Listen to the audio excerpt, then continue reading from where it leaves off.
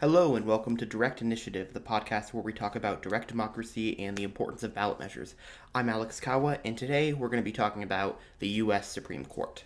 So, a couple weeks ago, on June 30th to be exact, the Supreme Court overturned President Biden's plan to cancel $10,000 in student debt for borrowers making under $125K annually. The court basically stated that Biden overstepped his authority under the HEROES Act, which was passed after the 9/11 attacks. And while after the decision, Biden announced that he would begin the process of pursuing a different avenue towards canceling student debt, this time through the Higher Education Act, I want to instead discuss how the court's ruling in this case shows why public trust in the court has dropped to an all-time low. According to a Quinnipiac poll released a little more than a week before the court handed down this decision, a mere 29% of Americans approve of the way SCOTUS is handling its job. Quote, "This is the lowest approval rating that the Supreme Court has received among registered voters since Quinnipiac University first asked the question in 2004. This dramatic drop in approval of what has long been regarded as the most widely supported institution of the federal government is the culmination of multiple events, ever since the dramatic right-wing turn the court has taken ever since Trump became president, which has since led to a slew of unpopular decisions, the most controversial, obviously, being Dobbs v. Jackson's Women's Health Organization, which overturned Roe v. Wade. Also, there's this dude, Clarence Thomas, who's been involved in a myriad of controversies, beginning with his wife's involvement in the January 6th attack, and then proceeding to dissent from his fellow justices to allow Trump's request to stop the release of documents related to the riot. He also, of course, said in his vote to overturn Roe that gay marriage and the right to contraception are also now on the chopping block. More recently, there's been the bombshell reporting from ProPublica about how Thomas has received a plethora of luxury gifts that he did not disclose from GOP megadonor Harlan Crow, who may or may not be a Nazi sympathizer. These included purchases by the Crow Company of real estate owned by Thomas and his family. Quote, "A federal disclosure law passed after Watergate requires justices and other officials to disclose the details of the most real estate sales over $1,000. Thomas never disclosed his sale of the Savannah properties. That appears to be a violation of the law, 4 ethics law experts told ProPublica. The disclosure form Thomas filed for that year also has a space to report the identity of the buyer in any private transaction, such as a real estate deal. That space is blank. He needed to report his interest in the sale," said Virginia Cantor, a former government ethics lawyer now at the watchdog group Crew. "Given the role Crow has played in subsidizing the lifestyle of Thomas and his wife, you have to wonder if it was an effort to put cash in their pockets." Furthermore, Thomas has received numerous Venmo payments from lawyers who have done business before the court, including Patrick Strawbridge, a partner at Consovoy McCarthy, who recently successfully argued that affirmative action violated the U.S. Constitution, Elbert Lynn, the former Solicitor General of West Virginia, who played a key role in the Supreme Court case that limited the EPA's ability to regulate greenhouse gas emissions, and Brian Schmalzbach, a partner at McGuire Woods, who has argued multiple cases before the Supreme Court. Now, these payments were allegedly for a Christmas party hosted by Thomas in 2019. But that doesn't remove the direct conflict of interest that will inevitably be taken away by casual observers to this story. Obviously, the extent of these reports are pretty flabbergasting, and as a result, 56% of Americans, including 3/5 of independents, believe, rightfully so I'd say, that Thomas is unfit to serve on the high court. And while Thomas's corruption is absolutely appalling, there is another justice who is guilty of a similar thing, and whose corruption, I'd argue, goes about just as deep as Thomas's. Quote, "In early July 2008, Samuel Alito stood on a riverbank in a remote corner of Alaska. The Supreme Court justice was on vacation at a luxury fishing lodge that charged more than $1,000 a day, and after catching a king salmon nearly the size of his leg, Alito posed for a picture. To his left, a man stood beaming, Paul Singer, a hedge fund billionaire who has repeatedly asked the Supreme Court to rule in his favor in high-stakes business disputes.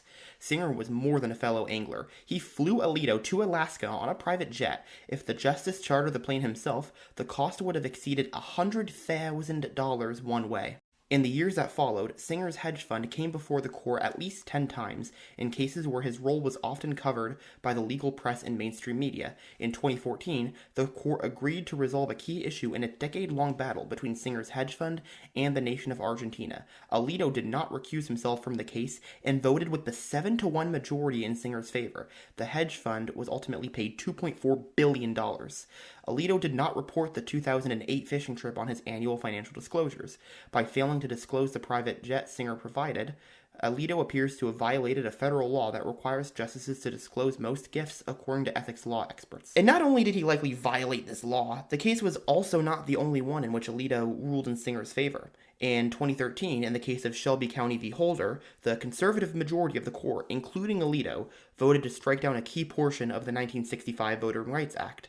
And as investigative journalist Greg Palast learns in his new movie, The Best Democracy Money Can Buy, a key backer of the lawsuit was the Manhattan Institute, chaired by none other than Paul Singer. But we don't even need to go that far back to look at an instance in which Alito has clearly returned the favor to Singer. Returning to the aforementioned case regarding Biden's student debt relief, Biden v. Nebraska, this case should not have even gotten to SCOTUS, as its plaintiffs completely lacked legal standing. According to the New Republic, quote, the attorneys general from 6 Republican-led states promptly sued to block the plan, arguing primarily that Missouri's main higher education loan organization, the Missouri Higher Education Loan Authority, or MOHELA, would suffer major financial losses if the policy were implemented. An internal impact analysis that MOHELA conducted in August, which the Debt Collective and Roosevelt Institute acquired through a Freedom of Information Act request, shows that the debt servicer would actually make more than $97 million annually after Biden's student debt cancellation plan went into effect. To put that figure into context, MOHELA will make more money after the debt cancellation than at any point in its history. The lawsuit's legal standing was shaky from the start. In order for an individual to bring a lawsuit, they typically have to prove that they have sustained or will sustain some direct harm, as well as suggest a remedy. In Biden v. Nebraska, Nebraska Solicitor General James Campbell, who argued on behalf of the states, sought to convince the justices that MOHELA is state-controlled. The 3 liberal justices pointed out that MOHELA is, in fact, an independent entity. Even conservative Justice Amy Coney Barrett noted that the legal standing of the case would be stronger if MOHELA were there on its own. So when even a conservative justice admits that the legal standing is weak at best, and yet she still proceeds to rule in the plaintiff's favor, that should tell you something about the state of this court, and whether they're really just calling balls and strikes, as Chief Justice Roberts says. But beyond that, one of the organizations that filed an amicus brief in support of the case was none other than the Manhattan Institute, once again, the organization for which Paul Singer is chairman for. There is no way to justify this. I don't care if you're the most conservative person in America. I don't care if you agree with the court's decision in the student debt case or in any of the other cases mentioned here. Put aside how you feel about these rulings for a minute, and just let all of the facts regarding the student debt case, the obvious lack of standing, and the luxury gifts Alito took from a supporter directly of the suit. Let that sit in your brain for just a little while. How could anybody possibly be okay with this? Now, there have been some numerous court reforms suggested, including a code of ethics, which the Supreme Court does not have, term limits, expanding the number of justices, stripping them of their power of judicial review over certain issues, etc. And while all these reforms are good, there is one that I think deserves to be talked about that hasn't really: recall. Now, what a recall is in terms of the political definition of it is a group of citizens petitioning to get onto the ballot a recall election. This is mostly done at the state and local level. For instance, 2 governors have been recalled in American history, as well as several people, again, at the local level. It's done in several states, and I think it's time that we bring this to the national level, specifically for justices, not just Supreme Court justices, but also judges and at the district level, at the Court of Appeals, what have you. Specifically, what would happen is if a certain number of signatures are submitted in a certain number of states, then at the next general election, midterm or presidential or something like that, the question will be on the ballot in all 50 states. It would be, should this justice be removed from office? And it would be just up or down, yes or no. And if yes wins, then the president appoints a new justice and the process continues just like it always has. Now, one thing I want to point out is on my other channel, the channel that I've kind of now abandoned, just my Alex Kawa channel, I did a mini documentary about why I think judicial elections are good. I will leave a link for it in the description below or in the YouTube card if you're on YouTube listening to this. And what I eventually came down to was that the Missouri plan is the best form to select judges. For those of you that don't know what the Missouri plan is, it essentially says that there is a merit-based process to selecting a judge, and then they're subject to retention elections, in which case the public says, do we approve of this judge or do we not approve of this judge? And if most approve of them, then they get to keep their seat, and if they don't, then they have to choose another judge. The governor does. And while I think this is still a workable way to select judges, I do understand the consequences of putting the power to elect judges in the hands of the people, as they might be forced to take positions on certain issues that are in direct violation of basic rights, just to appeal to certain electorates. So this is something I discuss in that documentary series again. Just you can watch it, click the link wherever. And while I think that it is important for the American people to have some sort of check on the judiciary, consider this my new and improved way of thinking about this. Now, this is probably the hardest reform of all to pass because it would require basically a constitutional amendment, since the power of selecting Supreme Court justices is entirely in the hands of the president and Congress. But I think we definitely do have to have a little bit of imagination when we're looking at this court, which has such a low approval rating, again, historically low, and you have justices engaging in crap like this. Maybe it is time to think outside the box. Maybe it is time to imagine a little bit. And maybe this is something that people should be talking about, and maybe there's a chance that more people could actually support something like this. So, what do you all think about this? Do you think that judges should be subject to recall? And I should be clear, the grounds for a recall can't just be, I don't like how they ruled in this decision.